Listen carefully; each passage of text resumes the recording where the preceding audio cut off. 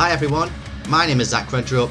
You're listening to the It's Not a Phase podcast, and on this episode I'm joined by the number 12 Looks Like You frontman, Jesse Korman, for a special episode looking back at the band's debut album, Put On Your Rosy Red Glasses, for its 20th anniversary this year. We discuss how the band formed from their initial project And Ever, originally starting out as the band's drummer, being driven to write heavier music off the back of local bands mocking them, how the record acted as a catalyst for his current creative outlets in photography and film, and even a little bit of info about their next record too. Now, if you enjoyed this or any other episode of the podcast and you want to show your support, there's a few ways that you can do that. Number one, leave a rating and review wherever you're listening to this. It takes just a few seconds and it really does help. Number two, share this on your social media, whether that be Instagram, Twitter, Facebook, wherever. Or number three, if you want to go the extra mile, you can pay a little bit each month to join the Patreon, and in return you'll get access to episodes early along with some of the perks, or you can pick up some merch from the store. All the links to that and the podcast socials where you can follow us can be found at itsnotaphase.co.uk. That's itsnotaphase.co.uk. And now with all that out of the way, let's jump right into this week's episode of It's Not a Phase. What's up, everybody? Thank you for joining me on this episode of It's Not a Phase, where I'm joined by Jesse Korman, who is the vocalist for the number 12 Looks Like You. How you doing, man? How's it going? I'm good. Living life. Living life. Life of a workaholic. That's what you've got. It's something to do. Yeah, definitely. So, as we were saying before, like this is going to be a deep dive of the debut album, Put On Your Rosy Red Glasses, which turns 20 this year. We've just gone past the 20th anniversary. Yeah, we have. It's crazy, man. 20 years. The amount of things you can do in 20 years, and we just let it all slip by. You've got great memories, man. Look at where you are now. Like, I don't know. I know. The band kind of put you in the trajectory to, the kind of photography and the kind of movie side of things that you're doing nowadays. I mean, I kind of praise number 12 for being the center of the earth for me. Everything that I and whatever sort of stretch to from one end to another, the whole stretch between everything, at the core of it is always number 12. Always. Yeah. Photography, filmmaking, friends, literally everything. It's all because of number 12. Yeah. And here you are today talking about it 20 years later. Here I am, this teenage dream of dropping out of high school and starting a band, and 20 years later talking about it is over 20 years, because when we first started number 12 I was still 16 coming on to 17. So yeah, it's like 22 years. When you're that young and you're that angry, you sort of just, there's nothing to lose, You're just like, fuck high school. I'm dropping out, and I'm gonna do what all the things that I think is cool, like going on tour, being a singer, BMXing. I'm gonna just do that. That's all I really want to do. What could go wrong? What could go wrong? At one point, I had to. I think I was like I was still 16. There was one point where I was like, or 17 actually. There was a moment where I was like, okay, I was at a crossroads. Do I want to be in this band and tour, or do I want to pursue the professional career of a BMXer? And mind you, I was not that good, but like in my young head, I thought I was sick as hell. And thank God. Made the right choice. God damn. Oh, what a different life I would have had. I definitely would have been living in the middle of America, drinking Monster energy drinks and doing nothing. Living the dream. Living the dream. Yeah. Living the dream of drugs. So going back to that beginning then, so from what I understand, prior to the number 12, the band was slightly different, and it was called And Never. And Ever, sorry. That's right. Uh-huh. Yeah. And from what I don't think there's anything online where you can actually listen to And Ever songs, but from what I've read, it was kind of a very different beast to the number 12. Yeah. I wouldn't even call it a beast. It was more of a worm. It was sort of just like this very, like trying to figure out where it's supposed to be and quite timid and a bit scared, and, at any time can be just like picked on because it was very vulnerable. Definitely not a beast. It was very much, very, very much discovery. That's what it was. It was basically, I was the original drummer, believe it or not.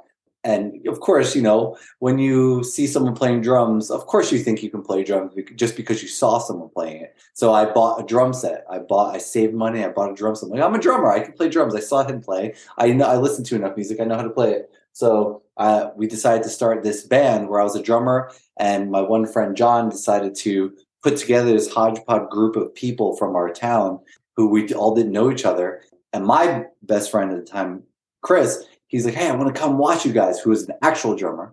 I was like, yeah, come watch. Come watch how sick I am. And he's like, yeah, I can't wait to see. And man, let me tell you, when we all started playing, it was like the definition of trash. It was like a scene from a movie where everyone just super hyped up, these teenagers, and like, all right, you ready? 1, 2, 3. Yeah. It was, and I was like the worst drummer. I don't know why I thought I could play drums, and I was able to hold a beat. When I say a beat, I was able to hold a beat. Right. One, that's it. Nothing else. So it was just that same one, the same beat.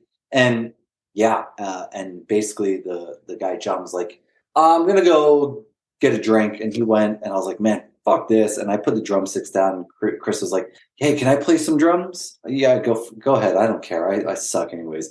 He starts playing drums. He's ripping it. And then Justin is screaming, and the one dude, Michi, is playing guitar. And I'm like, what am I supposed to do? And there was another microphone sitting there. I was like, all right, whatever. And so I grabbed the microphone and I started screaming, Justin's screaming. And then in a matter of, I want to say under a minute, we had put something together so in seconds, faster than we just tried for the last 2 hours. Right. And instantly we stopped and we were just like, oh my God. Like we couldn't believe how cool it was. And we're like, okay, let's do this again. Don't tell John. Let's all do this again. And John's still one of my best friends to this day. And he comes in, he's like, what are you guys doing? I'm like, nothing. Just no. And he's like, all right, well, there's some girls here. I'm gonna go keep talking to the girls. Like, yeah. Go ahead. Do that. Let's do that one more time. And then we're essentially turned into, all right, let's meet back up same time next week. And we all got back together the next week. And Michi was like, hey, I've got this friend, Alex. He's 16 and he wants to, I think he would be great to play guitar. And he came and, at the time, remember, like you're teenagers, so you're judging everyone for their looks and their everything. Alex shows up. He's wearing this like surfer shirt, Billabong. I'm like, the fuck is this shit? Like, what is he wearing? Billabong? And he's got this like guitar that looks like Dimebag Darrell has. I'm like, what the hell is this? He pulls out the guitar and he starts, to this day, like when I saw him, he was just like shredding on another level. I've still to this day never seen a 16-year-old shred the way that he did. And I was like, oh my God. And then that was basically it. That was the original lineup of Number 12. And at that point, that's where you kind of found your sound and changed the band's name. And so that was sort of where the sound created. That was Endeavor. So I would say like Endeavor was created right there. Right. And it was the dual singer, no bassist. Because for Endeavor, we didn't have a bassist. So it was just all guitar. No one would know because we'll never let that music see the light of day. But there was no bass. It was just two guitars. And so it was a lot of like extreme emo, extreme. And, that is essentially what Number 12 wound up doing. But it was like in its poorest form, just like lyrically, just like a fucking mess. It was just like, it was cute. It was very sweet. It was very adorable. But that was the formation of Endeavor. Right. So then at one point, did you obviously bring on some bass as well and get to a point where you're like, let's write an album, let's write Rosy Red? So we had played a show as Endeavor and it was very cute. It was very sweet. And we were playing it. So we had gotten rid of the one guy, Michi, because he had thrown a fit during the show, during a practice. We're like, whoa, man, why is he so angry? And so we poached another guitarist from another local band. We're like, oh, that guy, he plays guitar. Let's get him. And so that was the original lineup of Endeavor. We're like, let's write some songs. So we wrote the Endeavor album, and it was 5 tracks: story 1, story 2, story 3, story 4, story 5. I know, very creative, Very original. So we did that, and we were playing a show in Pennsylvania, and we were playing with a friend band from the local town, and we're like, man, that guy Smoogs, that bassist, he looks so crazy. He's super tall, and he just goes so crazy. Man, he should be in our band. So right when we get there, we saw them play. We're like, hey, Smooth, do you want to play bass tonight in our band? He's like, I don't even know your songs. We're like, don't even turn your bass on. Just look crazy and just go. So he went to the car to at least hear what we sounded like with our guitarist. He heard, he's like, yeah, I'll just hit a bunch of shit. And we're like, cool. And that was how we got our bassist. He played his first show in Pennsylvania, never hearing one of our songs before, and played it with us. And that's the official first lineup of Number 12, like the real first lineup of Number 12. Jamie on guitar, Smoogs on bass, Alex on guitar, me and Justin on vocals, and Chris on drums. That's the original lineup. And that was still Endeavor. So that was it. And that's how the band started. We were like, all right, we're a band. We got 6 members. Like, let's do this. And we started playing shows as Endeavor, but it was something was definitely a little, because all of us went to so many shows, and we all felt there was something was a little, the chemistry was a little bit weird with like the dynamic between the audience and us. And one show specifically stuck out for me. I even did a post about this on my Instagram. We were playing a show with this band. I'm not even going to say their name. I don't want, it's so far in the past. We were playing a show with a band that I very much looked up to from the local area, and I couldn't believe it. I'm like, oh my God, we're playing with them. Holy shit. And we were opening the show, and we were doing one of our parts, a very emo part where it was just like clean guitar screaming in the air. And and the guys from that band were like, wah, like just totally mocking us while we were playing. I just remember like, oh, I didn't know who that was. So I'm like, oh, goddamn hecklers. And then when I came off stage, our merch person was like, oh, that was the dude from the band that I loved. And I'm like, I couldn't believe it. It like hit my core. Yeah. Again, I'm not saying that was the instance that it changed everything, but for me as Jesse Korman, that's what started changing it for me. I was like, huh, okay, all right, that's how they want to play this. And so I was like, hey guys, we need to write some heavier stuff. And so we're like, oh, okay, heavy. So we all start writing heavy stuff. I was like, I'm going to start doing some of these like lower vocals. So we did a song. That's when Jesus and Tori, that was the first song that had it. I was like, let me just try this. And I was sort of embodying this very red chord meets cryptopsy sort of world. And I was like, I want to go hard. So I'm doing some lower vocals, and I'm like, oh, wow, all right, cool. And I was like, Justin, you scream higher over my lows, and we'll do it together for this part. And I was like, oh, guys, let's get some, this heavy breakdown here. And then so we were starting to shift, and we were getting heavier in that sort of realm, and it just started getting faster. Like, because, Endeavor was not what I would say grindcore or mathcore. It was much more screamo more than anything else. Kind of like Seisha kind of stuff. Yeah, exactly. Like Thursday, yeah. But a little bit screamier, more Seisha. And that, again, with this sort of like new anger that just ignited inside of me personally, I was like, faster, we need faster parts. And we write Don't Get Blood on My Prada Shoes. My lyrics just go from like this like my tears and my heart and the blood of my sacrifice to you, it starts turning into like find an easier way of dying before you get murdered. And I was just seeing red. Like that was it. I was just seeing red, and I was just so angry. I was like, our blast beats need to go faster, and we were just comparing ourselves to everyone else. We're like, no, it's not anything like that. It needs to be different. So any way that like the trend was going, we had to keep going in a different direction. Yeah. Essentially, we were putting together this album of what we didn't know we were doing. Then a record label called Brutal Records they had reached out to us, and I don't know how they found this, whatever, but they're like, I think they found us on Hardcore MP3, which was a very popular website here.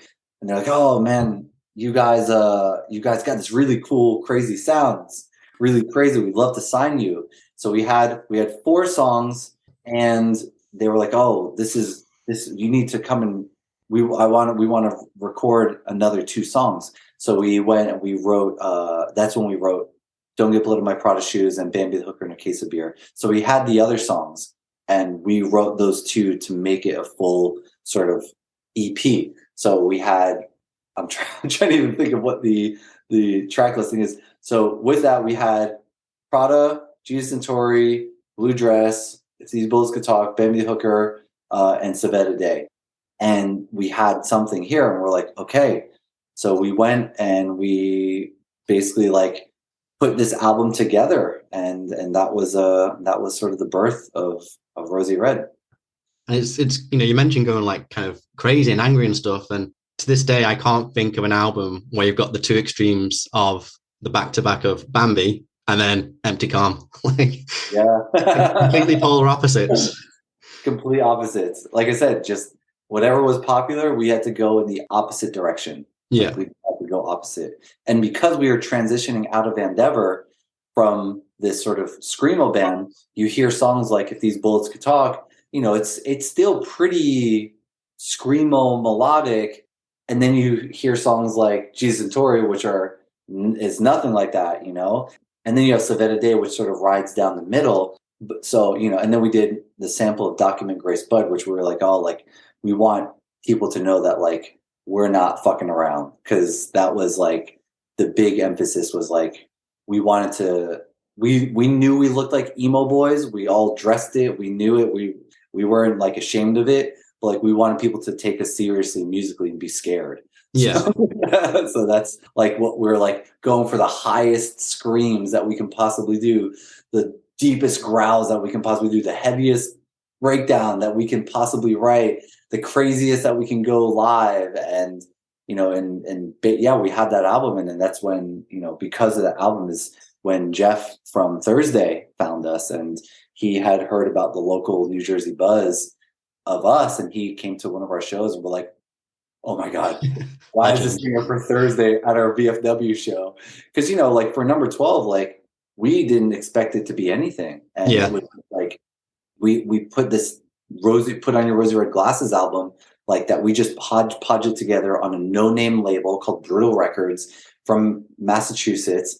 And that was it. And then we were just like, oh, there's some buddies in Into the Mo from Second Story Window and all these, like, friends. We just started touring. Sawtooth Grin was the first band that we started really playing shows with. And it was just like, we didn't think it was going to be anything until, like, the local scene. It was just like, we play one show, it was like 100, play another show, we do 300, we play another show, it's like 600. We're just like, what is going on? Like, for us, just Bergen County, Jersey kids. And yeah, the real crazy shit happened when Jeff came to our show at a VFW hall. And I just remember, like, talking to the other bandmate. I was like, what is he doing here? I was like, why is he here? Yeah. And that's when he was like, he's like, I'd love to sign you guys to Eyeball. And yeah.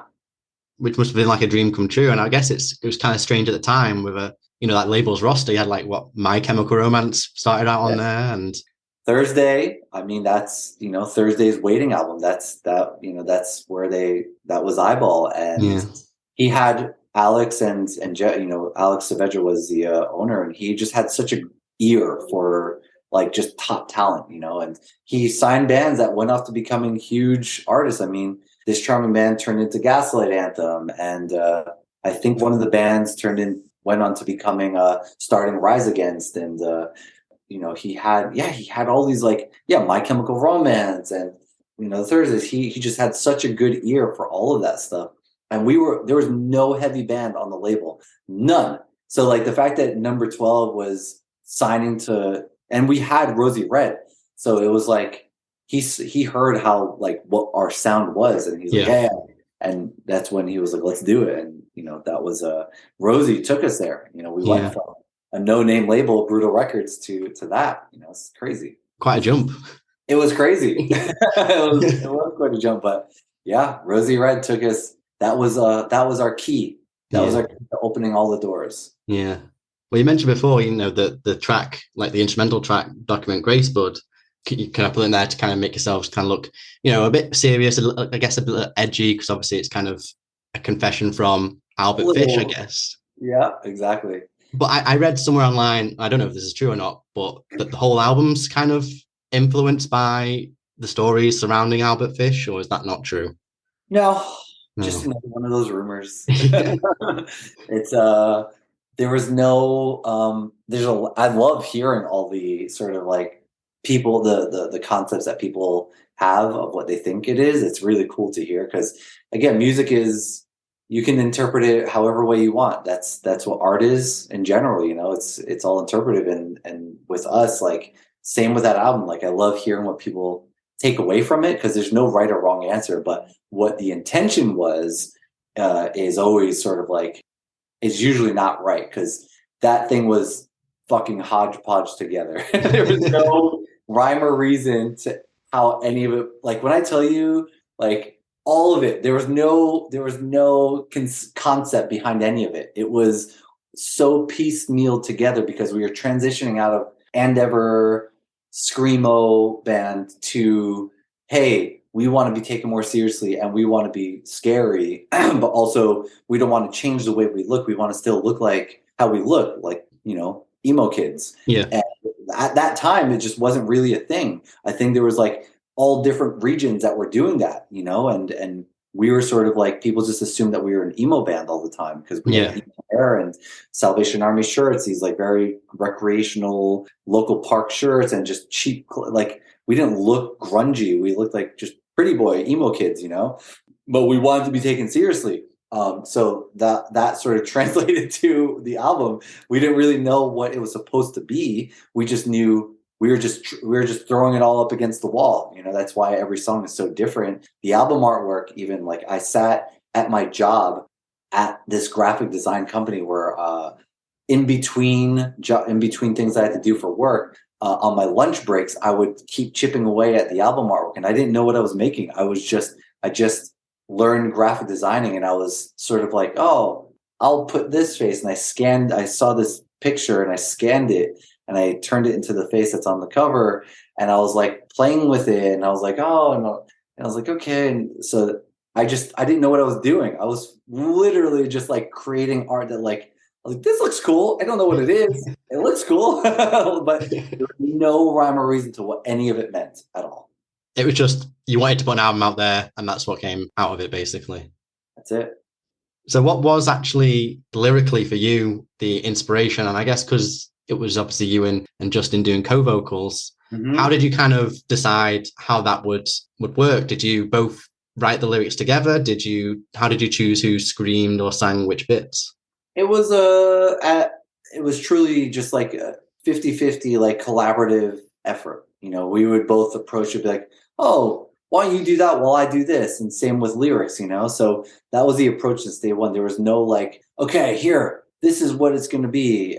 And so like, for example, Prada, that was my lyrics just because I was, again, incredibly angry. And it was just all those like, because there, we got heckled a lot. We got made fun of a lot, being from Jersey. Jersey was like the beat down, hardcore capital of music. Like, we weren't known to have bands like us. So I was like, well, I'll write lyrics that compete with that. Don't worry about that. And so we just went punishment on vocals, just like obliterated it. I'm like, I'm gonna go super high here. You just go as fast as you can. Back up here, and then when this part comes in, dun dun dun dun dun dun dun dun dun dun dun dun dun dun dun dun dun dun. I was like, I'll come in with this. You go over it with me, and so it was like truly like that's like we were going like that. Jesus Centauri was Justin. I still to this day don't even know what that song's about. he had that. Blue Dress was Cree, our drummer. He's like, hey, I wrote some lyrics. We're like, okay, cool. They didn't make any sense. So we did that one. Bullets was my lyrics, and it was about, oh my God, it's so fucking hilarious. It was about my ex-girlfriend at the time who we had broken up, and it turned out that as soon as we broke up, she started seeing my, at the time, best friend. And so, which explains like the clean guitar vocals, the it lyrics. was exactly, it was very hurtful because I'm like, oh my God, you know, Jamie started seeing Lou, and I just can't believe it. I introduced them to, and we just broke up and we've been together for years, and how could she start seeing him, and how could he do that to me? we're best friends. And I went to his house, and I like started kicking his rear view mirror, like his side mirror, off of his car, and Crew was there. He's like, and I'm crying. He's like, we'll write a song about this. We'll write a song about it was like a Dawson's Creek episode or something. It was, and went home and I wrote If These Bullets Could Talk, and that was, that's about that. Baby the Hooker and a Case of Beer. I think that was Justin. Again, don't really know what that one was about. Savetta Day was Alex, our guitarist, and he wrote something, poem, whatever. Again, it was truly collaborative. So like, it wasn't like we were just the vocalists and Alex was just a guitarist and the drummer was just drumming. It was like we all truly collaborated together. I'm like, I was writing drum parts. Like I was like, come in here, like ba da ba da ba da ba da, and like that whole intro to Jesus and Tori. I was like, let's go into this and let's go quiet here. And I was like, Alex, you come in here with this thrasher thing. So we're all just truly melting together again, because we didn't really have a formula. So we were just all discovering it for the first time. It was just all just diarrhea pouring out of our mouths. Oh my God, try this. Oh my God, let's do a bigger, heavier breakdown. Why don't we go from one breakdown to a heavier breakdown? Oh, for Savetta Day, why don't we go to this really quiet part, and then I'm going to laugh right before the breakdown comes in because they're about to lose their life. So it was just like ADD, just like, oh yeah. And that's what the album turned into. Sounds about right. You can kind of tell it when you hear it. It's just chaotic. Chaos. Yeah. Pure chaos. Yeah. So why did you land on Put On Your Rosy Red Glasses as the title? Why did you go with that? There was a whole much bigger meaning to all of that. Alex, our guitar, because it's a saying, as the saying goes, put on rosy glasses. Alex had sort of pulled that from something, and I forget why he thought that was the proper title. But I just remember being like, okay, whatever, that sounds cool. I'm fine with that. Just again, it was just a contribution to this sort of like hodgepodge album where the same approach that I had was the album cover. There wasn't a rhyme or reason or there wasn't a meaning to it. It just was like, oh, that looks cool. And it was similar with the album title. It was like, oh yeah, that sounds cool. What does it mean? Oh yeah, okay, that's cool. Yeah. There wasn't a bigger meaning. As we continued on as a band, of course, everything was all about meaning. It was all about the depth of the like complexity of it all. But like in the beginning, it was just like, oh yeah, that's cool. That sounds cool. That sounds like an album. Yeah, let's do it. Well, I guess at the time, you guys were young, and I don't know how at that moment how far you thought the band would go. And I guess if you thought that was going to be the only album, just like, let's just do whatever the hell we want. This is what we want to do. Exactly. I don't think anyone who is a kid is thinking that far ahead at all. I don't think that they've been alive on the planet Earth long enough to be wise enough to know that you have consequences and you have things that happen at that moment that can have repercussions later on. Like I don't think we just weren't alive long enough to think that far ahead. So I wouldn't even say we were being naive or anything. I think we were just being kids having fun. It was just put names to things that we were doing, and all we want to do is go out and tour and go crazy. And it was just putting names to it all. Right. And I guess I can kind of figure out the answer from what you've explained so far. But towards the end of the album, you've got a little over 12 minutes of silence and then some kazoos and drums playing. I'm going to guess there is no reason. You just wanted to. Yeah. Yep. Yeah. No real meaning to that one. That was just, guys, we're the number 12. Looks like you. Let's put this. And I think the kazoos thing came up because I think we played a show and I went to Party City and I bought balloons and I was like, guys, it would be really funny if we had all this. And I remember I bought kazoos and I think the kazoos came back to the practice space, and I think we were just all fucking around. I was like, oh, we should just do this as a song. And we're like, oh yeah, we all started doing it, and we're like, let's put it on the album. And because why not? And let's put it at 12 minutes, 12 seconds into the song, into the nothingness, and you're like just pouring out of like creativity at that point. There's nothing makes sense. It's just all sounds. It's like it was gonna make us laugh, and it did. Like we're like, oh my god, that's so funny.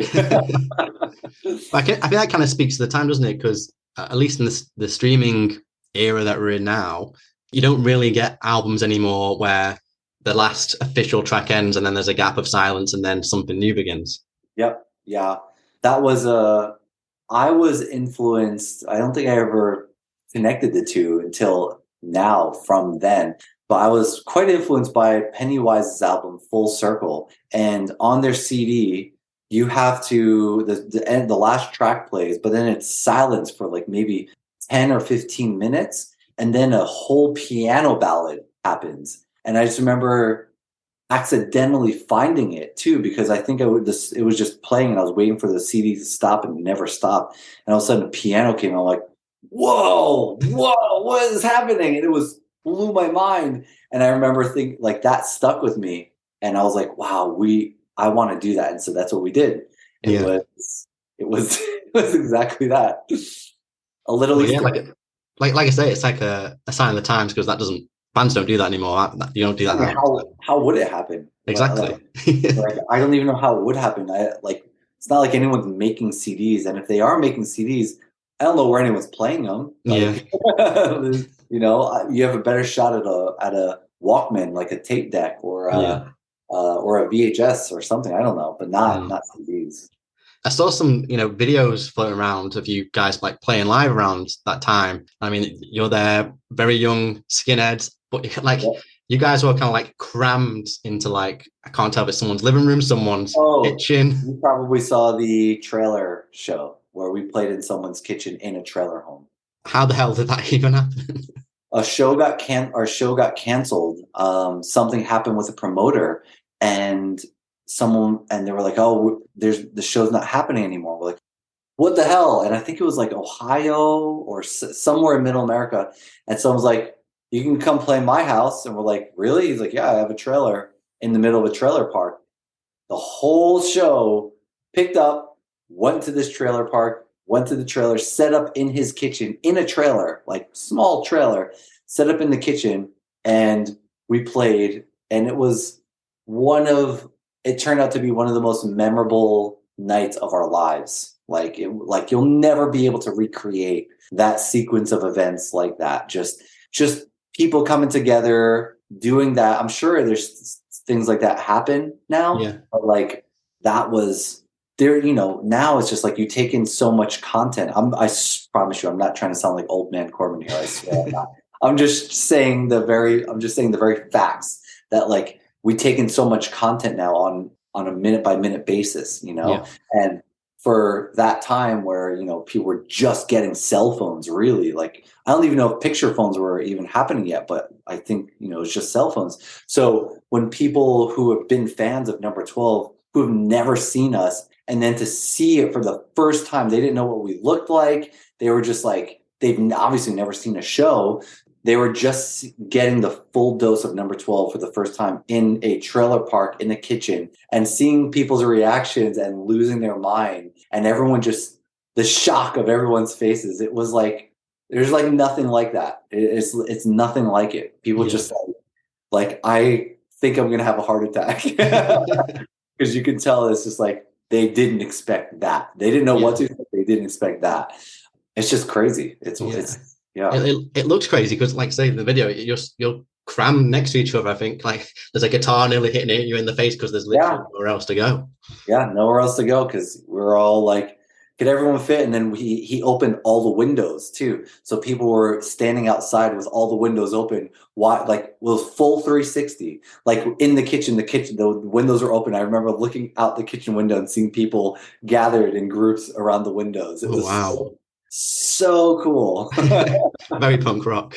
Yeah, it was. Yeah. It really was. So when you look back at that album now, 20 years later, like, how do you feel about it? Are you still very proud of that album, what you created? Do you still kind of connect with the songs that you made? Yeah, I couldn't be more proud of any album than that one.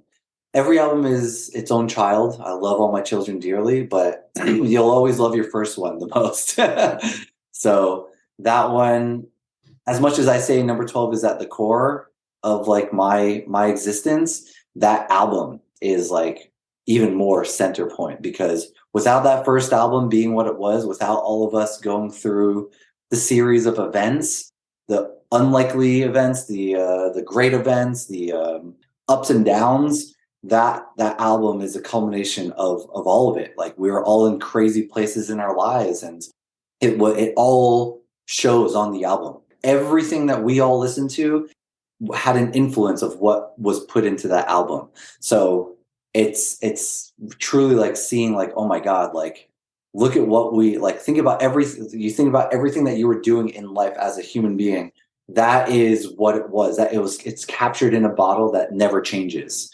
And it's in the formation of that album. And it still sonically holds up. It still sounds punishing, chaotic, just out of control, unhinged. And we still play some of those songs to this day. Somehow it's still, whenever we put out vinyl of the album, it still flies off the shelf, and we're just like, man, like, to just have that much of an impact on other people's lives, it's just like, I mean, what more can you even ask for at that point? Like, whatever it means to me is one thing, but like, the fact that it means so much to other people, like, that's incredible. Yeah. That's you can't really wish for anything more than that, to have an impact like that on other people's lives in a positive way. Yeah. And like we said, I think it was before we kind of started the podcast properly, like, it's kind of like a catalyst for kind of where you are in your life right now and what you've been doing. Like, if that album never happened, we'll never know, but who knows where you would be today, what you would be doing today. Mm-hmm. Exactly. So yeah, long answer short, I'm so proud of that. And the fact that we can, when you see a lot of bands that come up now, the fact that like we can say, hey, that's cool, but here's our album from 2 decades ago. and still have that under our belts wherever we go in life. Sure, like, for me, I love my career. I've produced films, and for people to be like, oh, like, so you make, you produce films, and the connotation that comes with film producers are people from Hollywood and do numbers and deals and wheel and deal, and they're like the quintessential movie producer. And when they meet me and they sort of like, oh, this is you, and then they can look into my history like, whoa, what is this? The number 12 looks like, what's this all about? And then terrifies everybody. But like, it's something that can never be taken away from me, no matter where I go. Like, I'll always be able to connect with creatives and say like, hey, like, when I'm not like coming into your film trying to talk creative, like, look at my life, like, look what I was doing when I was a teenager. Like, I've toured the world, played literally over thousands of shows in my life. Like, I'm not this movie producer's trying to like, pull a fast one on you. Like, I want to talk creatively. And it's always such a mutual respect that they'll have back for me, being like, wow, like, that's pretty crazy. That music is not for me, but that's pretty big. So I'm so proud of it. It builds my character. It helped build my everything that I'm doing. And I love even playing some of those songs. People were like, oh shit, playing Jesus Tour. We're like, oh man, we're gonna play a song that we haven't played in 15 years coming up this year. So we'll be playing our first shows again for the first time in 4 years. We haven't played a show. And yeah, we'll be playing some Rosy Red songs that we haven't played in like 15 years. Well, speaking of the future, like upcoming shows and stuff, what have you got kind of planned for the rest of the year in terms of the number 12 that you can talk about? I don't know if there's like a new album bubbling away somewhere or anything like that. So, whatever. I can talk about it now. It's my band. Because it's like, I always get weird. I'm like, oh, what are we doing? But like, I feel confident that like we're far enough along to say that like the album is done being written, the new album. So we're getting into the studio probably this summer. The bigger plans I can't announce yet because it is pretty big plans and it's pretty exciting actually. But the new album is, it's, I don't know. I can't say anything because it's just like, I don't know. It's still so much to like wrap our heads around. Yeah. Because it's not like we're just, if it was like Wild Gods, we could be like, oh yeah, it's number 12. It's going to be crazy. It's going to be wild, blah, blah, blah. But like this album is just, I don't really know how to say it yet. So I'll just say there is a new album that we're so beyond excited about. Big plans for this year that we'll be announcing. And that's all I can say for now. Yeah. That's enough. I think. I mean, I'm really excited. I've been following you guys since the Rosy Red days. So, yeah, you've got us a lifelong supporter in me. And I want to see what this next album brings. And when you're back over in the UK, I'll definitely be there. And I know you're a busy guy. So we're going to bring it to a wrap now. Before I let you go and get back to doing everything under the sun, you seem to be a jack of all trades. Have you got any final words? Anything you want to say? Anything you want to plug? The floor is yours. I always get asked this at the end of all these sort of interviews or podcasts or whatever. And it's always like, I feel like I have so much to say up until this point where it's like, okay, now you can say anything. I'm like, oh shit, I don't know if I have anything to say. Free reign. But, I think I haven't really been taking on a lot of these interviews or podcasts, anything related to number 12 since pre-pandemic, because I feel like since we put out Wild Gods and it was such a critically acclaimed album for us as a band. It was our most well-reviewed album we've ever had. It felt like a huge accomplishment for us, but at the same time, it felt like, well, we've been doing this band for how many years now? And it's like, we know what we're capable of doing. We know the trajectory of, if we write a certain kind of song, we know where it can kind of go.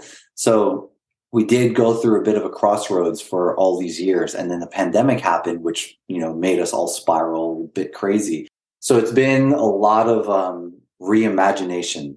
It's been sort of like taking a big step back and re-examining, like, what is the number 12? Me and Alex, since the beginning together, like writing everything, it's like, what is this band again? Like, what are we doing? Like, what is it that we want to accomplish? And what is it that we have accomplished? Where do we want to go? And so it's been 4 years, maybe even longer, of trying to like reimagine the number 12 Looks Like You. And so that's why it's taken so long to do anything, because of that sort of conflict. And even just doing this sort of interview now, it's like, it's the first one of the year in years that like I'm doing, just because like I didn't want to really talk about it. It was like we felt a little lost, almost like going back to the Endeavor days. It was like, okay, what are we doing here? Like we're getting to 40 and what are we singing about? What are we writing about? And it was a lot of like, what are we doing this for? Who are we doing this for? We don't want to let the fans down, but we also don't want to be untrue to what we've done, because it's because of what we believed in is why everyone came to us. It wasn't like they were there since day one where we had no music. It was, we put out what we imagined and then they came. So trying to like have that mentality of like, okay, like we love the fan base, but we have to remember it's not them that we have to like keep in mind when writing. Like we have to keep us first, because if they love us, they'll come with us. And so it was a lot of that for years, and being true with that. So all this is leading to something that of when the announcement comes out, you'll see why I'm saying all this, because when this album, I think when this album starts making an appearance, this will all start making a lot more sense, because without the context of it, it's been very difficult. It's been a very difficult last 4 years since Wild Gods. But more than ever, we found our glasses again. If they're rosy red, who knows? But we found our focus again, and it's like we're growing in this sort of new world. It's still very, very, no matter what we do, even if we were doing country, it's impossible to not sound like number 12. Like even if we try to not sound like number 12, it just is number 12. So it isn't, I want to say it's a new direction, but I don't think people are going to be that surprised when they hear what we're doing, because I think we're always sort of giving something unexpected, and this is just an extension of that, but going at 100. So it's not a country album.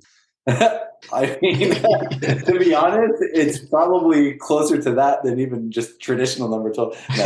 No. But it's different. Yeah. Well, I wouldn't expect anything less from a number 12 album, so. Exactly. That's what I'm saying. I'm like, I keep going back and forth. We keep saying, like, what do you think people are going to say? We're like, you know what? I don't think anyone's going to be that surprised. Like, look at what we did. Like, they know we're a bunch of weirdos. Like, they'll get it. Yeah. So. Well, thanks again, Jesse. Like, I'll leave you to it because I know you're a busy guy. And thanks for allowing me to speak today. You know, you just said this is the first one in a few years, so I'm honoured that you'd agreed to have a little chat with me. Awesome. Well, thank you. Thank you for having me. No worries, dude. Take care. Cool. All right. Thanks, man. See you later. And that is it. Thank you so much for listening. Again, if you enjoyed this or any other episode of the podcast, then please leave a rating and review wherever you're listening to this. If you want to support the podcast further, you can go and give it a follow on social media, pick up something from the merch store, or subscribe to the Patreon to get early access to episodes. All the links can be found at itsnotaphase.co.uk. That's itsnotaphase.co.uk. Thanks again, hopefully catch you on the next one, and remember, it's not a phase, it's a lifestyle.